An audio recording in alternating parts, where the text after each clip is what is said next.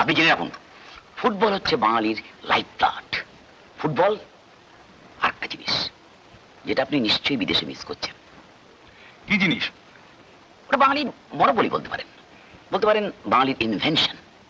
রসগোল্লা। আড্ডা, নির্ভেজাল আড্ডা। রকে বসে আড্ডা, পার্কে বসে আড্ডা, লেকের ধারে আড্ডা, কফি হাউসে আড্ডা, মানে যেটা না হলে বাঙালির ভাত হজম হয় না। আড্ডা made in Bengal. Allow me to contradict you, Mr. Rokit. আজ থেকে 2500 বছর আগে গ্রিস দেশে আখড়া ছিল, জানেন? জিমনেজিয়াম। ওই ওখানে বুঝি শরীর চর্চার একটা। শুধু শরীর নয়, আপনি জুভেনাইলের উক্তি জানেন? আমরা এখানে স্কুলে থাকতেই পড়েছিলাম, মেন্স সানা ইন কর্পোরে সানো, sound mind in a sound body. Right.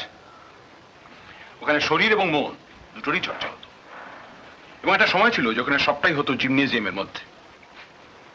অ্যাথেন্সের আখড়ায় সেই যুগে যারা শ্রেষ্ঠ জ্ঞানী গুণী,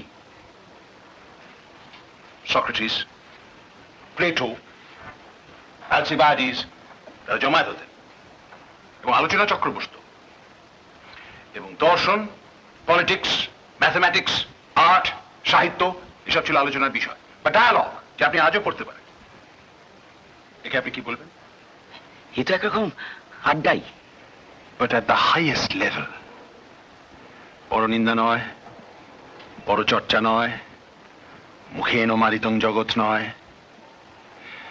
অবশ্য বাঙালির আড্ডাকে আমি বাতিল করছি না, প্রোডাক্টিভ আড্ডার উদাহরণ নিশ্চয়ই এখানেও আছে, কিন্তু অধিকাংশ ক্ষেত্রে যা হয়, মানে আমাদের সময় যা হতো, এখন তো সবই নিম্নগামী। তাকে অন্তঃশ্বাস শূন্য ঠোল ছাড়া কিচ্ছু বলা যায় না। বাঙালির আড্ডা যদি তেমন তেমন হতো তো রবীন্দ্রনাথও আড্ডা দিতেন।